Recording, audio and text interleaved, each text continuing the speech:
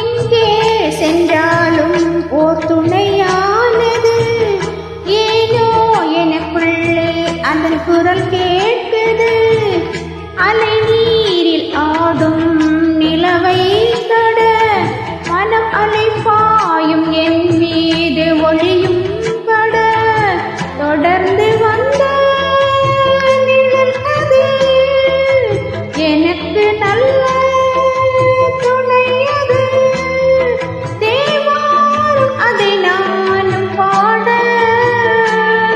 ஆதாரம் எதுவென்று கூற ஊமை பாடும் பாடல் எனது உள்ளம் சொன்னது. இந்த புல்லை கூட பாட வைத்த புல்லாங்குழல், இந்த கல்லை கூட வணங்க வைத்த கலை தேவதை.